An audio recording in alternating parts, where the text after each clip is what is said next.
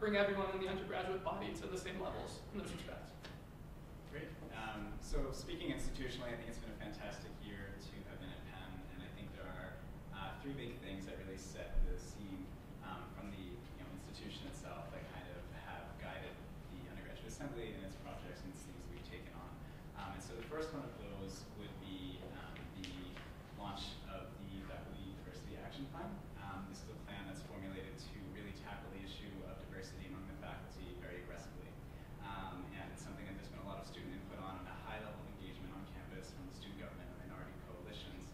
And I found that this has helped us really focus on issues of gender, race, sexual orientation, et cetera, and how that plays out, as well as the academics. And so there are a number of projects related to those that I hope we can get to later.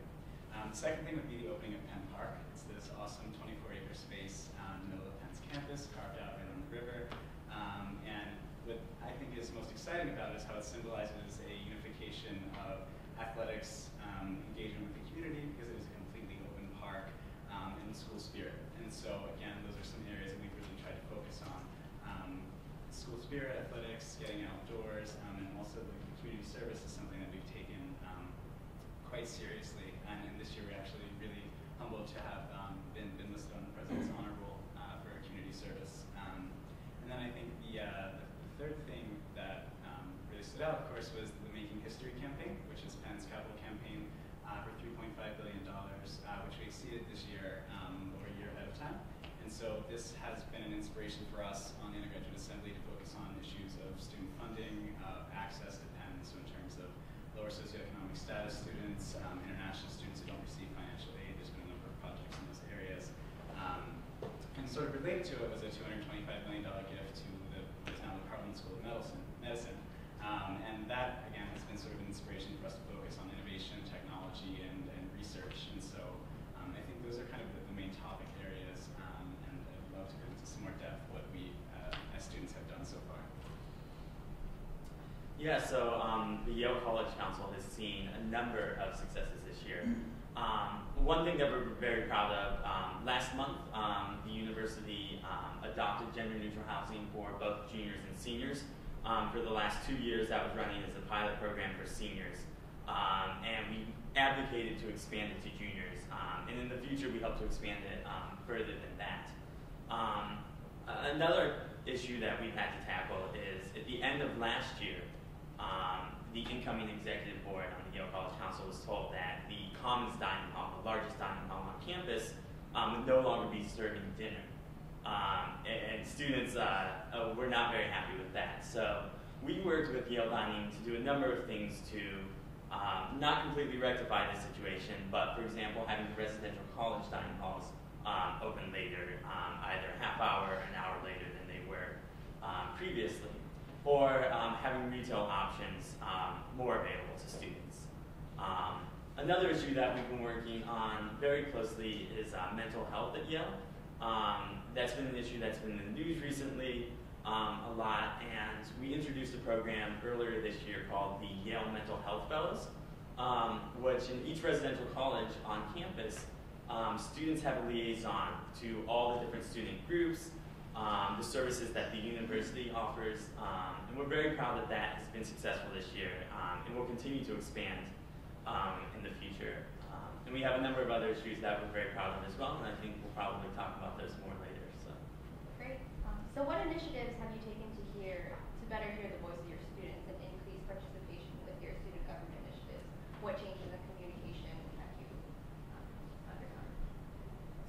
Sure. So for Brown's undergraduate council students, that's kind of always been an issue for us, getting our name out to the student body and letting the student body know what exactly it is that UCS has done on campus. So one effort we really made is to have office hours, which is essentially every member of UCS is required to go to either a dining hall or maybe door rounds, knock on people's doors or approach people in dining halls, ask them if they have any questions about what UCS does, what they would like to see as future priorities for the next administration of the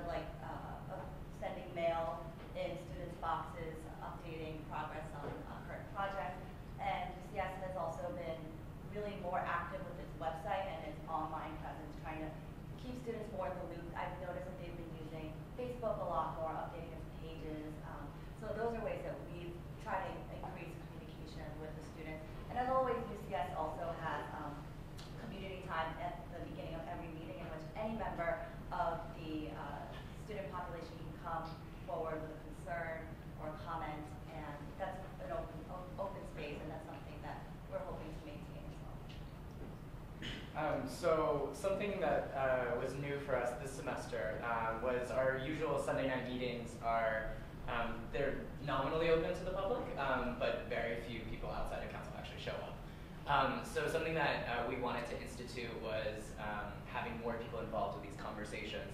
And the way that we did that was through a series of very issue-specific, targeted town halls. And so we really wanted to get students from outside of the council community in to have these discussions. We invited administrators to also be there as well. So one example I can give is space is obviously an issue on this campus. We're very limited in our resources, and student groups are always, wanting more space, and needing practice rooms, meeting spaces, etc. So we're having in a couple weeks, the person who runs the space in our student center is going to be in our meeting, and we've invited student group representatives to be there. So town halls, I talked earlier about the website and how that has really increased our communication that way as well. We also updated our website very recently. In addition to that, we've been holding outreach events on campus. Cornell's a pretty large campus, so it's hard to get out and speak to the large student body. And in addition to that, we recently began emailing the entire student body, which we worked with our Dean of Students and Vice President of Student Academic Services to do.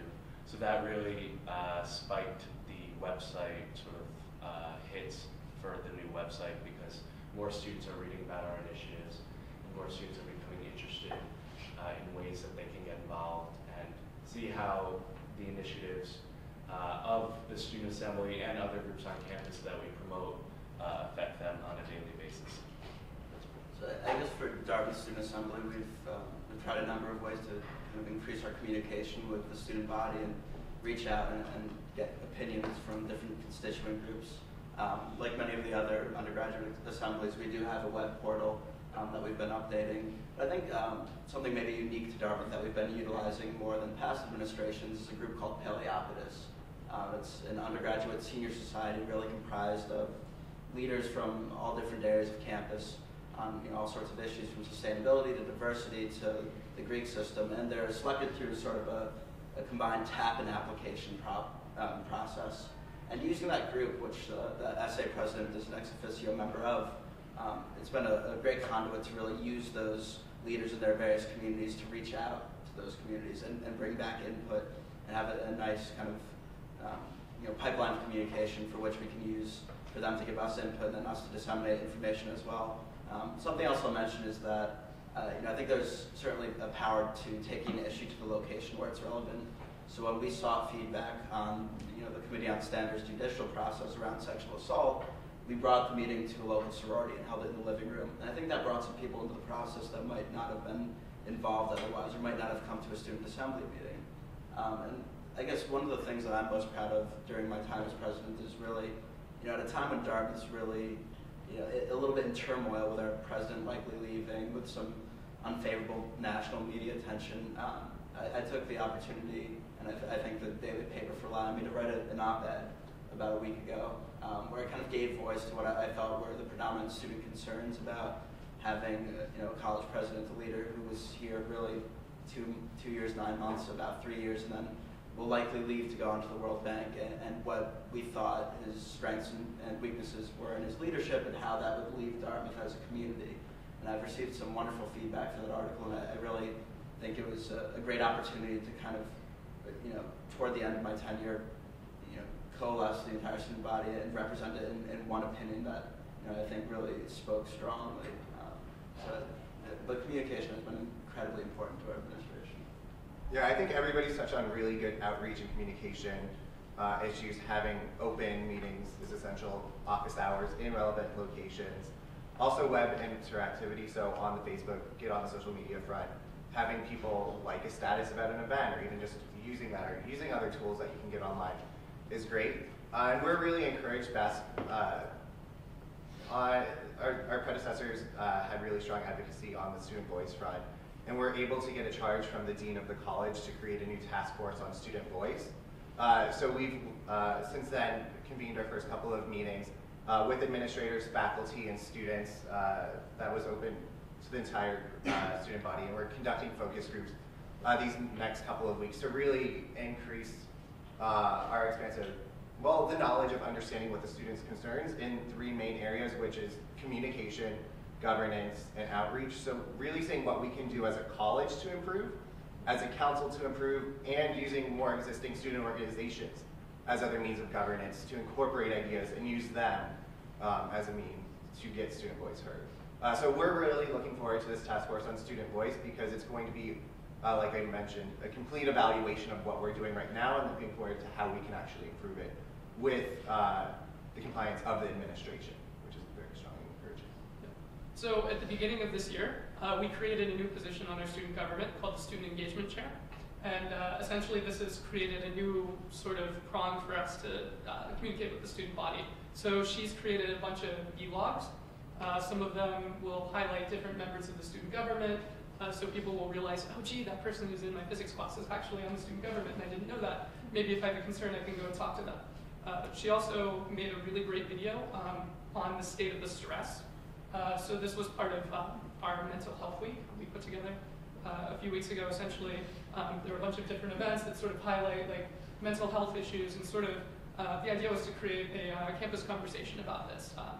The coolest thing, we had Dr. Oz come and talk about mental health. So with that said, we've also will be instituting office hours starting in a week or 2. So students can come in and express their concerns. We have a new sort of box that people can submit issues that they have. On top of that, we're going to be completely overhauling our website. As it stands, it's sort of hard to get through and sort of find things. So essentially, that's going to be more user-friendly, and we hope that students will then be able to connect with the issues a little better. And the next thing that we're really working on is centralizing information. This is such an important thing on our campus. There's so many opportunities at the school, but you need to know where they are. And certain people seem to have really good access to it, and you see these people over and over again running for positions, applying for internships, things like that. But if people don't know about them, then that doesn't really happen. So one of the particular ways that we're doing this is we're going to be integrating an events calendar that we created a year ago with essentially a map of our campus, and it'll you can type in parameters, say like date and time, like I want to find a certain type of event, and it'll highlight the places that those things are happening. So we hope that that'll sort of help students find those things, and in addition, we're working on a few other ideas to sort of centralize information.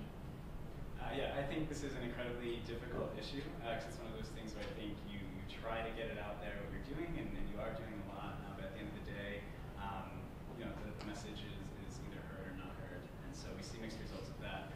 I think we've improved a lot over the past year, but there's definitely still work to go. Penn is actually a fairly complex place, and so we have 6 branches of student government, of which the undergraduate assembly is the primary one. And one thing that I've seen really help is the establishment of what's called PSG steering. It's Penn Student Government Steering. This is an opportunity for the leaders of the respective branches to come together and to just coordinate and to do everything from swag to getting the name out there. And one of the greatest events they do is called State of the School, which is sponsored by the Nominations and Elections Committee. And that's an opportunity for any undergraduate student to attend and just hear what's going on, and each of the heads of the branches addresses them. Specific to the UA, we've launched a new marketing and communication strategy where we're really trying to add clarity to what we communicate. And so we have all school listserv access, which we try to clearly delineate as things that are sponsored by us or the university administration. And we've also launched